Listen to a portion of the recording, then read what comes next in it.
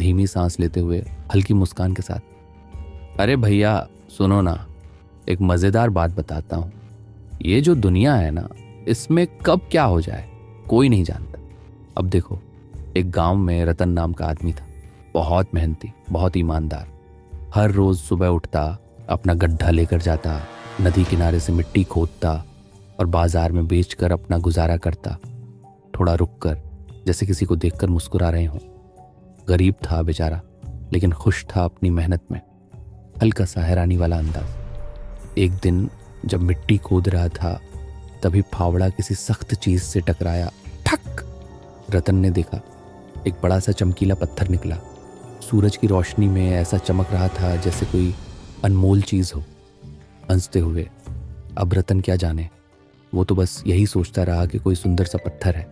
उसने उसे गधे के गले में बांध दिया और हमेशा की तरह बाजार चला गया। धीमे स्वर में, जैसे कोई गुप्त बात बता रहे हों। अब बाजार में सेठ लालचंद की दुकान थी। बड़ा चालाक आदमी था।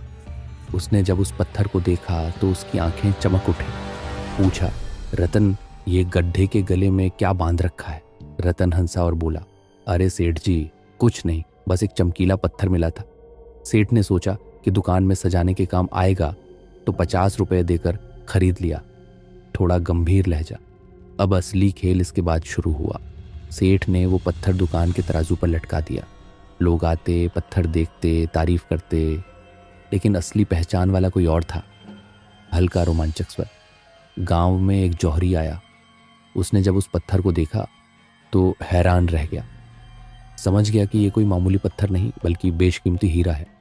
उसने सेठ से कहा, कितने में दोगे? सेठ ने सोचा, अरे वाह, मुनाफा हो रहा है। बोला, 1000 रुपये में दे दूंगा। जौहरी ने सोचा कि अभी मोलभाव कर लेता हूँ, बाद में खरीद लूंगा। रहस्यमयी लहजा। लेकिन उस शाम एक दूसरा जौहरी आया। उसने बिना कुछ पूछे 1000 रुपये निकालकर सेठ को दे दिए और पत्थर लेकर चलता बना, हल्का हंसते हुए।